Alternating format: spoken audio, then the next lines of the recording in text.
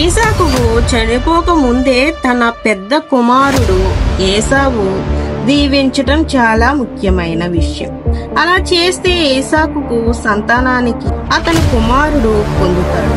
ఈసాకు చాలా ముసలివాడు అయ్యాడు. చూపు తగ్గిపోయి కళ్ళు కూడా కనిపించటం లేదు.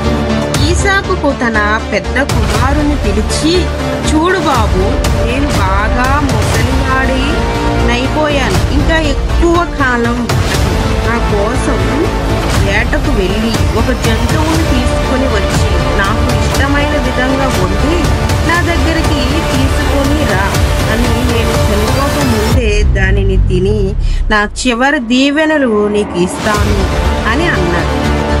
ఇలా మాట్లాడుతున్నప్పుడు ఆ మాటలు రిబ్కా విని ఏసావు వేటకు వెళ్ళినప్పుడు ఆమె యాకోబుతో ఇలా అంది, మీ నాన్న ఏసావుతో చెప్పిన మాటలు ఇప్పుడే విన్నాను. వేటకు వెళ్ళి నా కోసం ఒక జంతువును తీసుకుని వచ్చి నాకు ఇష్టమైన విధంగా దానిని వండి నా దగ్గరికి తీసుకుని రా. నేను దాన్ని తిని చనిపోక ముందే నా చివరి దీవెనలు ఇస్తాను అని అన్నాడు. కనుక బాబు, నేను చెప్పింది విను. మన మంద దగ్గరికి వెళ్ళి 2 మంచి మేక పిల్లలను తీసుకుని రా. మీ నాన్నకు నచ్చేటట్లు బాగా వండుతాను. దాన్ని మీ నాన్న చనిపోక ముందే ఆయన దగ్గరికి తీసుకుని వెళ్తే దాన్ని తిని ఆయన నిన్ను జీవిస్తాడు అని చెప్పింది. అందుకు యాకోబు, మరి నా శరీరమేమో నున్నగా ఉంది. మా నాన్న నన్ను చెడిని చూసి నేను ఆయన మోసం చేస్తున్నానని తెలుసుకుంటాడేమో. అప్పుడు నేను దీవెనకు బదులు శాపాన్ని తెచ్చుకుంటానేమోగా అని అన్నాడు. అందుకు అతని తల్లి, బాబు, ఆ శాపమేదో నా మీదకు వస్తుందిలే. నువ్వు వెళ్ళి నేను చెప్పినట్లు చెయ్యి. మంచివి 2 మేక పిల్లల్ని దగ్గరికి తీసుకుని రా. ఆ తర్వాత నీవేం చెయ్యాలో నేను చెబుతాను అని అంది. యాకోబు తల్లి చెప్పినట్లు 2 మంచి మేక పిల్లల్ని తల్లి దగ్గరికి తీసుకుని వచ్చాడు.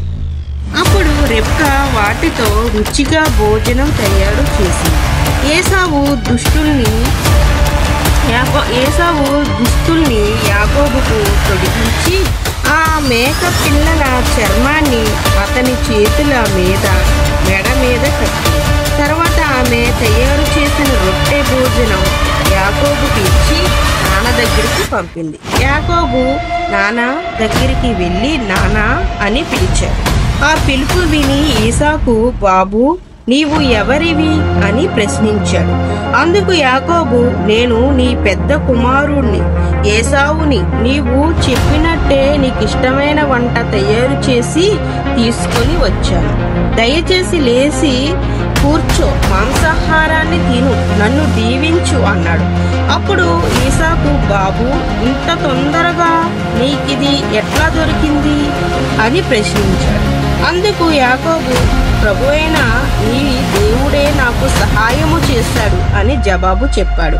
ఈసాకు యాకోబుతో, బాబు, నా దగ్గరికి రా, నిన్ను తాకి చూస్తాను, నువ్వు నిజంగా ఏసావువేనా అని అన్నాడు.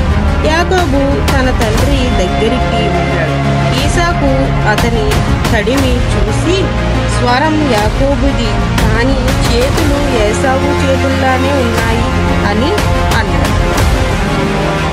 వచ్చింది యాకోబు అని ఈసాకు తెలుసుకోలేకపోయాడు. ఎందుకంటే అతని చేతులు ఏసావు చేతుల్లోనే వెంట్రుకలు కలిగి ఉన్నాయి. యాకోబును దీవించక ముందే మరోసారి ఏసాకు, నీవు నిజంగా ఏసావువేనా అని అడిగాడు. అందుకు యాకోబు, అవును, నేను ఏసావునే అని అన్నాడు. అప్పుడు ఏసాకు, నీవు తీసుకువచ్చిన మాంసాహారాన్ని కొద్దిగా వడ్డించు, నేను దాన్ని తిన్న తర్వాత నిన్ను దీవిస్తాను అని అన్నాడు. దాంతో పాటుగా కొంత ద్రాక్షారసాన్ని కూడా తీసుకొని వచ్చాడు. యాకోబు తృప్తిగా తిన్న తర్వాత తన కుమారునితో, బాబు, దగ్గరికి వచ్చి నన్ను ముద్దు పెట్టుకో అన్నాడు. ముద్దు పెట్టుకోవటానికి యాకోబు దగ్గరికి వచ్చినప్పుడు ఈసాకు అతని దుస్తుల్ని వాసన చూసి దీవిస్తూ ఇలా అన్నాడు, నా కుమారుని శరీరం నుంచి వచ్చే సువాసన దేవుడు దీవించిన పొలంలో వచ్చే సువాసనలా ఉంది. దేవుడు పై ఉంచి మంచు కురిపించి నీ పొలాలను సారవంతం చెయ్యాలి. దేవుడు నీకు ధాన్యాన్ని, ద్రాక్ష రసాన్ని సమృద్ధిగా ఇవ్వాలి.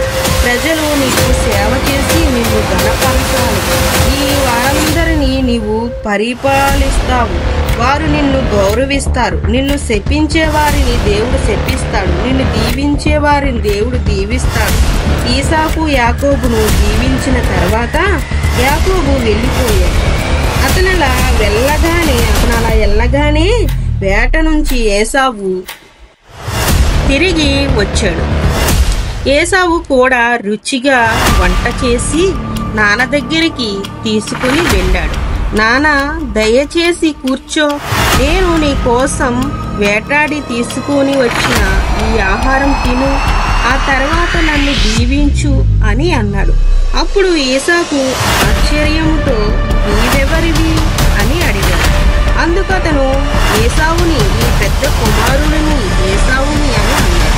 ఆ మాట వినగానే ఈసాకు భయపడి వణికిపోతూ, మరి ఇంతకుముందు నాకు ఆహారం తీసుకుని వచ్చిందెవరు?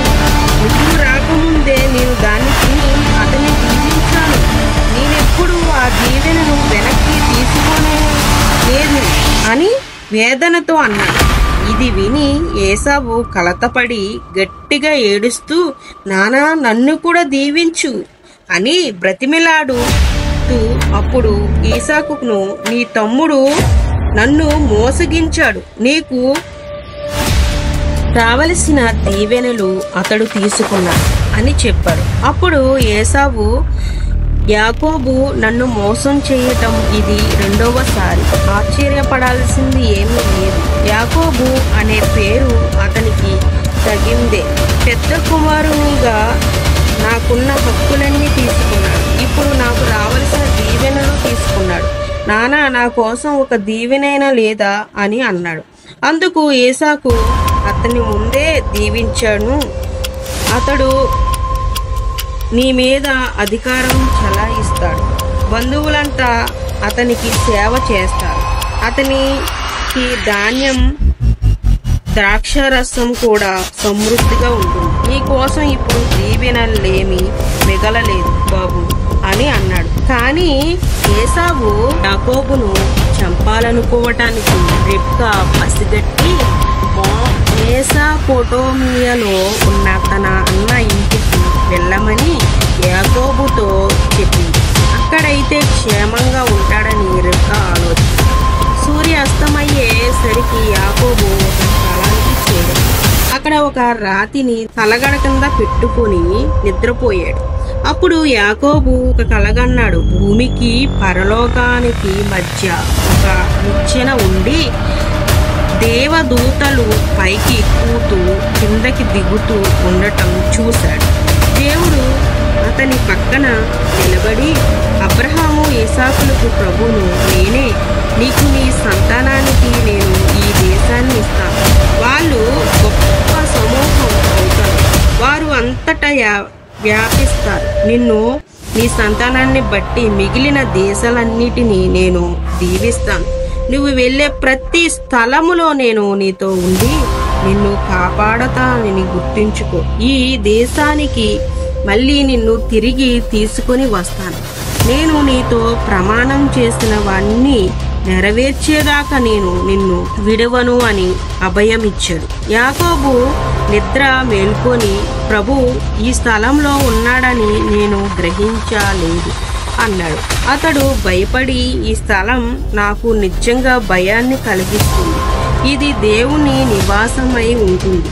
తప్పనిసరిగా పరలోక ద్వారం అయ్యి ఉంటుంది అని అన్నాడు. ఆ స్థలాన్ని ప్రత్యేకంగా ఉంచడానికి దాని మీద నూనె పోసి దానికి బేతేలు అని పేరు పెట్టాడు. బేతేలు అంటే దైవ గృహం అని అర్థం. అప్పుడు యాకోబు ఒక ప్రమాణం చేశాడు. ప్రభువా, నీవు నాతో ఉండి నా ప్రయాణంలో ఆహారం, బట్టలు ఇచ్చి నన్ను క్షేమంగా కాపాడి తిరిగి నా ఇంటికి నన్ను క్షేమంగా తీసుకుని వస్తేనే నీవు నిజంగా దేవుడు అని నేను నమ్ముతాను. నేను ఈ రాతిని నిలిపిన స్థలం నిన్ను ఆరాధించే స్థలంగా ఉంటుంది. నీవు నాకు ఇచ్చే సంపద అంతటి నుంచి నేను దశమ భాగాన్ని నీకు ఇస్తాను అన్నాడు.